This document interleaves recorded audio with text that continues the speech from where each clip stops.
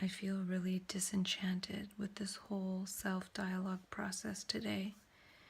Looking at my insights is like, ooh, blah. But I'm totally PMSing, and I took an naproxen, and I was listening to 2 of my old videos that I had a note to myself to listen to because they were from the very beginning when I didn't even make any edits. I just talked straight through. So I guess I hadn't really listened to them at all to see what I was saying, but it seems fine. And in the videos I mentioned at that point that I'd had 3 psychoses in the past 14 months, as well as 3 hospitalizations to go with each event. So it was interesting to hear that. That was June 8th of 2016, and today is August 1st, 2017, and so it's actually been 15 months since I've been in the hospital, whereas the time before that, it was 14 months and I'd been in the hospital 3 times. And I did in the beginning talk a lot about seeing if I can do things to prolong the time between psych ward stays. And I talked about that in the second video from July 8th that I watched, which is actually the 4th video on that day. But in that video I was talking about strategies I can use to stay out of the psych ward longer, and I talked about how I was going to go for hypnosis and things I was doing, and it just sounded weird to hear what I was talking about a year ago. And I did go for hypnosis, but oftentimes when I think that something is going to be some kind of be-all, end-all help to prolong the time between hospital stays, it doesn't really do too much per se. Well, it's hard to say exactly, but it seems like just this process of talking to myself has been the most helpful thing, no matter what I decide to try or talk to myself about. For example, I was clicking through other videos just and random points, and I mentioned eCPR, and I talked a lot about eCPR along the way, and then I finally went to the workshop and then never talked about it again. So I can often have these projections in my mind about what's going to be good and helpful, but it's not necessarily anything at all. But I guess it's nice to have something that I'm projecting that is going to be so wonderful. And I feel like besides the PMS right now, I don't really have anything like that I'm driving towards, or I do, but I haven't really sat down and allowed it to sink in. I'm still in the whole shell shock of being home. And I clicked on a video of me rollerblading in California, and it was just a different life there. And now I'm in a different life again, and I gotta figure this out. I feel like I don't know what my gestures are. I don't know what my movements are. I feel like I don't want to do my laundry. I feel kind of down. Almost heavy. It might almost be something like a bit of a depression, though I don't really feel depressed. I just feel like I don't know what to do with myself because I'm in this totally new environment. And not only that, I don't have my own place and my own space, and I'm wondering if that was a mistake, is a mistake. And I have a little friend.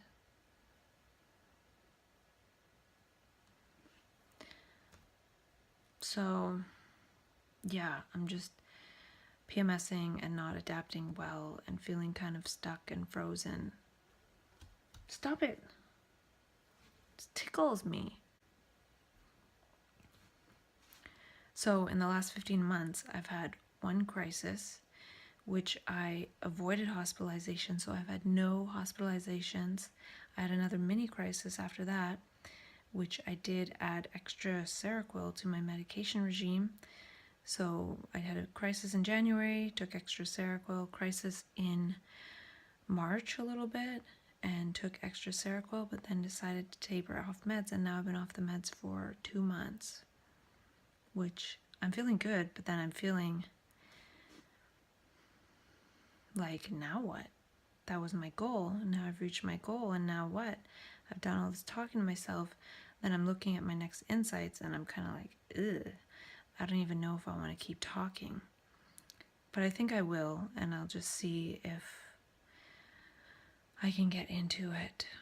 And one of the videos I watched, I was talking about the book, The Spiritual Gift of Madness. I really do love that book. And all along I've been talking about embodying things, but right now I feel like I'm just embodying being in a basement and not really knowing what to do with myself. And I feel like I'm in this context of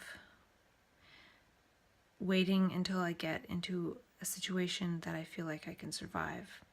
So I feel like in personal survival mode, and it's making me uncomfortable. I don't like to focus on that kind of thing, but it's there. I feel like almost just taking a bag of my clothes and my notebooks and my computer and my phone and just being somewhere else.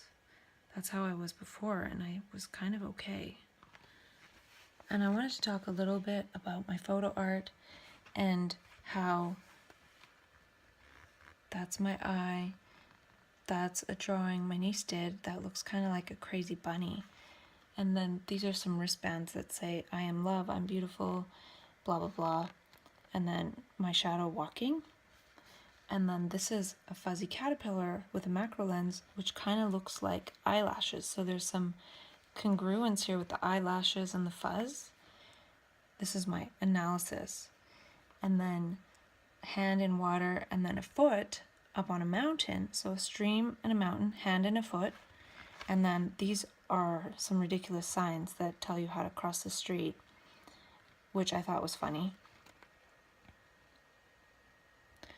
And it's almost like we need these kind of signs, especially when we go into altered states of consciousness. This could actually be a good thing to read or a good safety mechanism.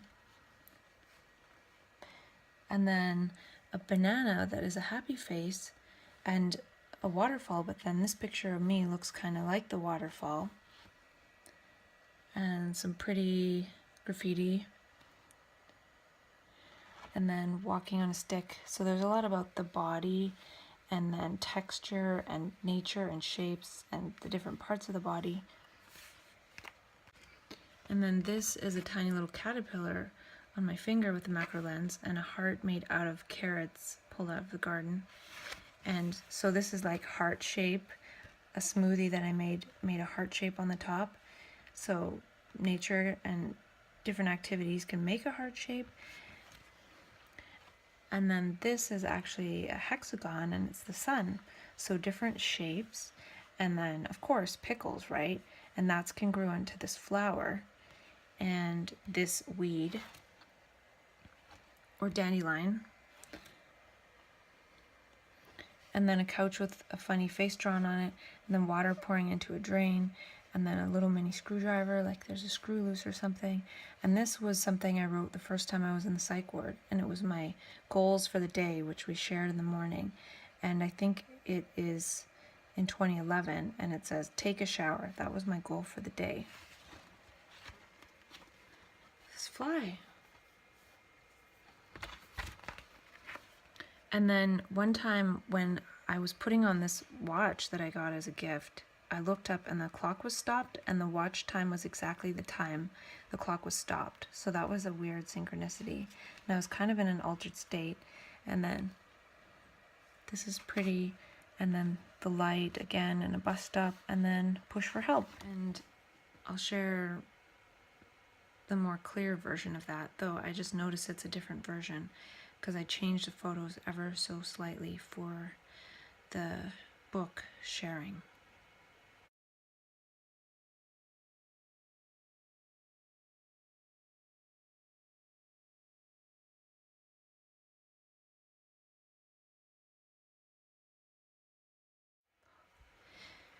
So I just have to keep going. I just have to keep talking to myself and eventually feel like there's some kind of intelligence operating. Otherwise, I'm just vegetating in a basement. And I wrote something down about that study I talked about. Do ambitious and exploratory behaviors drive creativity in bipolar disorder? The quest for the mechanism. This study will create new knowledge about the sensitivity to rewards in people who live with bipolar disorder. And the part about that piqued my interest was when they talk about rewards. People of so-called normal consciousness are supposed to be excited by the rewards of society, like success or money or this or that or the next thing. All the things that we've been programmed as major drivers for our behaviors. So we go to work because we want the reward of money, or we want the success, or we want the promotion, or we want the status so we can get this and that. But in so-called bipolar disorder, there are different rewards. No longer do we feel rewarded by those things that I just mentioned and all the other things related to that. But those are all contrived rewards. Those are all phony rewards. They're all rewards we've been programmed to believe are important. But are they really that important? Well, in bipolar, we get in tune with different values and different so-called rewards. So they think that it's strange that we might find something else rewarding than what we've been programmed and conditioned to believe is rewarding through our whole life. And when that structure, which is tied to the self, the me, because that's the entity that feels the reward and then gets the hit of dopamine for doing the right behavior in society, well, that all breaks down. So now there's a different type of reward, which isn't really a reward at all, but it is innately rewarding to be that creative and be creative every step in one's life. So we no longer feel rewarded by a mundane job. We're no longer human versions of Pavlov's dog salivating at every TV commercial. So really our training and recovery is to get us to feel rewarded again by the constructs of society, because if people aren't feeling rewarded by these fake constructs, then society can't continue as it is. And if we don't feel rewarded by that, then we'll be rewarded by being medicated and numbed out so that we just don't really participate at all. And they say in the study profile, one strength that has been clearly associated with bipolar disorder is creativity. How can a strength be associated with a mental illness? They're like denying what they're calling it. They're calling it an illness, but yet there's this real associated strength of creativity. So I feel like if we can get in alignment with this creative process, then we can just move beyond everything else. So my point is, let's not let them hijack our creativity in order to sell it back to us as a reward for us taking our medications and complying with everything, but learn about ourselves and understand our own creativity in order to move in that dimension on our own without reference to their help. So the reward system of society is artificial. We've forgotten the innate feeling of moving in one's own understanding and creativity and insight and seeing and doing and understanding things for oneself. So if scientists are trying to understand the mechanism of bipolar creativity in order to help us understand ourselves, well, we can understand ourselves for ourselves, and we already do, but really recovery is trying to please everyone and walk in both worlds somehow, which takes a lot away from our innate capacities. But it's to make others feel comfortable.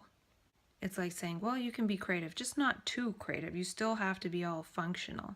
And it doesn't mean that we won't get back in alignment with functioning, but it will look a tiny bit different. It will be of our own understanding. It will be more powerful when it's allowed to flower of its own, if we're given safe space and safe sanctuary to be able to figure out how to walk for ourselves, not as marionette puppets of all the thought memes that we've been programmed with our whole lives. And anything we're told to believe narrows us down, and we've been too narrowed, and many of us are breaking through this narrow understanding of ourselves, and we move into something much more vast. And it's a huge responsibility, and it takes a lot of attention and awareness to figure it out. And there is no figuring out, but one can move fluidly and figure out that one can only figure out something by direct contact with the moment. So if we operate based on thoughts and beliefs, we're not operating based on our own understanding. And it's a slap in the face that no one assumes that we can figure this out for ourselves and maybe watch us try to figure it out for ourselves instead of trying to come at us with all the interventions and then study our capacity of creativity in order to sell it back to us as some kind of consolation prize. So moving in this false understanding of beliefs and what we've been told, especially later on by psychiatry, it's a false structure that is bound to break. And when it breaks, we're left in the domain of trying to figure things out and understand things for oneself. So we may as well get in alignment with this understanding for ourselves process. And it's kind of like when we're a child and we just want to do something for ourselves. And even if we do it wrong, we don't know what wrong is. We just want to figure it out for ourselves. And if adults keep doing it for us, we can't figure it out. So the gesture of discovery is what is important. Not necessarily discovering the right thing or the wrong thing. It's the gesture of discovery. And creativity works just by creating. Even in my process of self-dialogue, sometimes I get out of touch with it and I feel like, how did I ever do that? But even now, just talking to myself for the last 2 minutes, I already feel back into it. So the self-dialogue really does facilitate a state change. Just like learning to walk is by walking.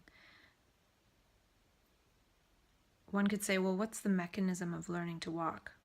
Well, little human beings have the capacity to learn to walk. There's no mechanism. It's just a capacity that if they crawl and then stand, there's phases, and then they just start walking. They'll master walking. So the same way creativity is the way we are creative, not by sitting around thinking about it or finding a mechanism. So saying in a science study that scientists need to figure out the mechanism of bipolar creativity in order to help bipolar people with their creativity or be more strengths-based is like saying we need to figure out the mechanism in order to help babies to learn to walk. That's not true. It's an innate capacity that will unfold and happen if others just get out of the way and let it happen. Not by holding the baby back and pinning it down with toxic things will it learn to walk. The creative instinct is trained out of us in that over time through our lives we learn to adjust to the group. And there is no group. It's an illusion. It's a program that is overlaying our spontaneous actions of our nervous system, our spontaneous epigesturetics. Even being at home, I feel not as spontaneous. I feel kind of trapped in my body in a way. I don't know how to move or what, because I'm around people that I don't feel free around.